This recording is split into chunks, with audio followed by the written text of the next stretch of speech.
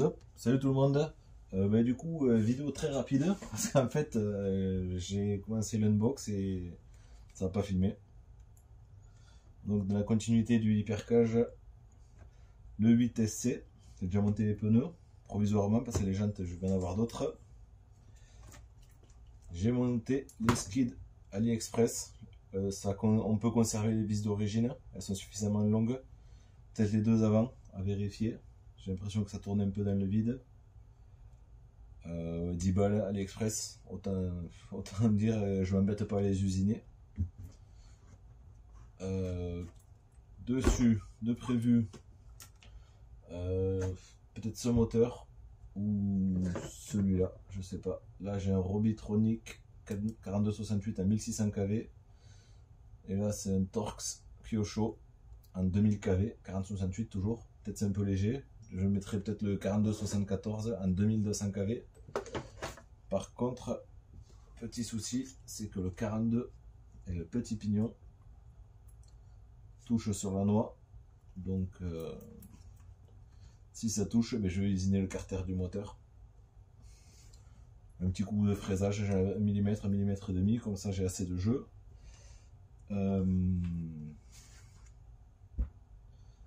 À prévoir dessus, peut-être la modification du train avant, comme il a fait Manu Wattman. En gros, il décale les amortisseurs ici et ici. Tu me corriges si je me loupe.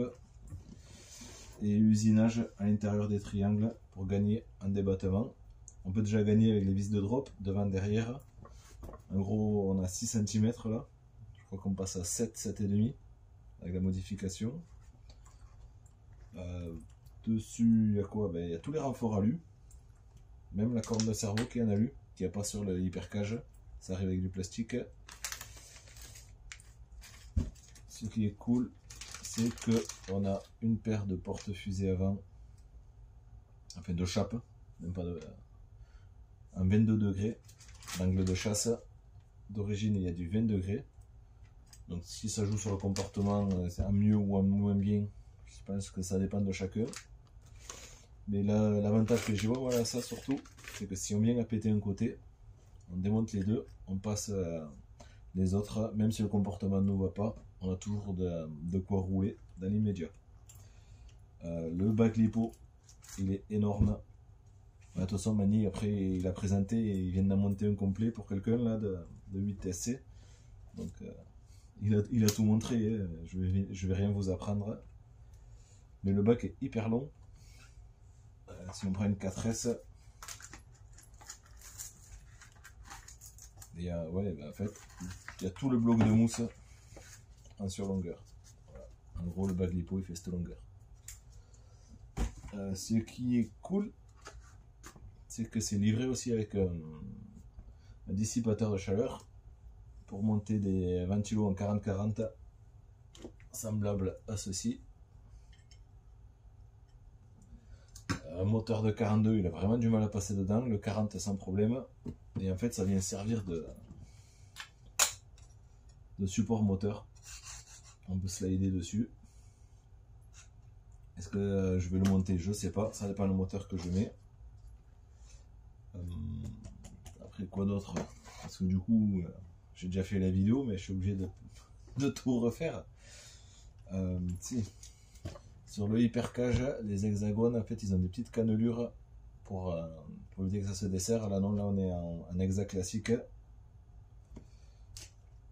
La carreau, moi, je la dévoile pas, mais tac, vous la connaissez. Et en fait, je vais pas la salir. Elle part direct au Luxembourg, chez Vince, Bachar Brother. De quoi faire, parce que moi, peinture, je sais pas faire, et autant faire quelque chose de beau. Je sais que ça sera beau avec Vince. Il n'y a pas de souci. Le thème, il est déjà choisi. Mais je vais attendre qu'il rentre de vacances pour lui expédier.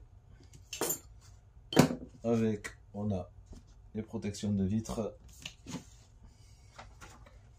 La vue éclatée. Et contrairement au Hypercage, il n'y a pas de notice. C'est dommage. Voilà, la vue éclatée, ça, moi ça me suffit. mais avoir tous les petits détails, les références, c'est cool aussi. Bon là il y a le poète-poète, mais ça... Dommage que ça ne soit pas pour le 8SC. Ensuite il y a quoi? Il y a les planches de stickers. Ils sont bien sympas. Après est-ce que ça ira avec le thème que j'ai choisi? Ça on verra. De toute façon je pense que les grilles, ouais, tout ça je vais le placer. Et je vais l'envoyer à Vince et on verra ça au moment voulu. Là, je vais surtout me pencher sur le choix de l'électro de celui-là, du Truggy, et voir sur lequel je mets le plus gros cerveau.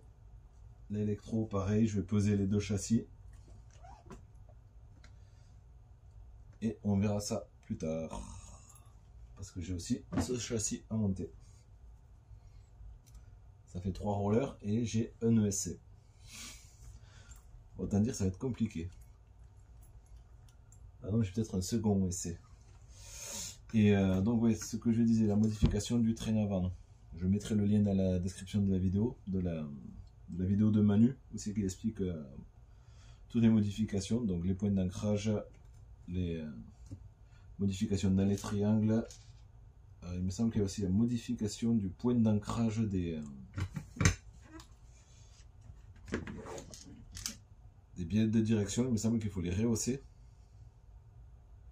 par rapport au débattement, sinon ça descend trop bas et ça tire sur la direction. Si je le fais, ben, je montrerai ce que j'ai fait. Si je le fais pas, ben, je montrerai pas. Voilà, simplement. Et voilà, sur ce, je vais me coucher, parce que ça doit être minuit, 1h du matin, facile. Ça fait 2-3 jours que ça dort dans le garage, ça, et il était temps d'ouvrir. Voilà, sur ce, à plus tout le monde. Et hop, j'en profite de rajouter un petit bout à la vidéo, parce que ça va être trop courte sinon. En ce qui concerne les redresseurs de cardan, il y a pas mal de demandes. C'est en cours d'usinage, ça va pas tarder. De toute façon, les personnes concernées, je vous contacte au fur et à mesure. Je sais pas s'il y en aura pour tout le monde. Ceux de liste d'attente, ouais, ça c'est bon, c'est calé, c'est sûr, il y en aura pour tout le monde. Pour les prochains, c'est pas sûr, parce que niveau matière, je suis limité. Et je pense que c'est la dernière série, donc s'il y en a du reste, je le ferai savoir. Sinon, eh bien, vous aurez les derniers. Ensuite, pour le poteau Pop Toy, sur le pâté d'Hervé, que j'ai reçu avec le châssis. Forcément, ça y était dans l'unbox de base, mais j'ai pas allumé la caméra. Pour le poteau Pop Toy, on a fait une cale de triangle supérieure pour son craton.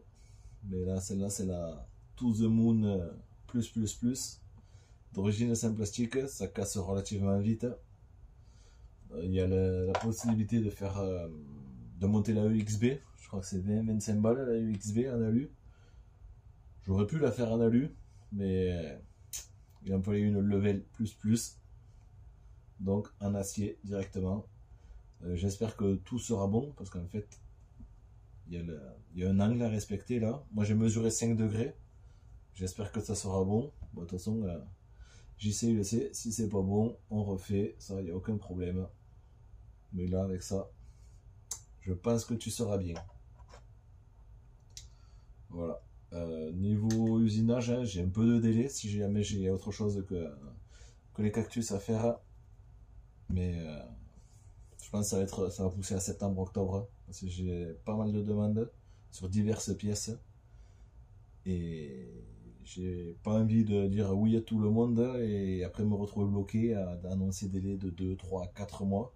Je préfère prendre au fur et à mesure les demandes, traiter au rythme où j'ai le temps d'usiner. Et au moins comme ça, il y a tout le monde qui est content. Et de toute façon, je préviens hein, que quand j'ai trop de délais. Et voilà. De toute façon, s'il y a des questions de niveau usinage, n'hésitez pas. Si je peux faire, je fais. Si je peux pas faire, je fais pas. Mais voilà, faut pas hésiter à demander.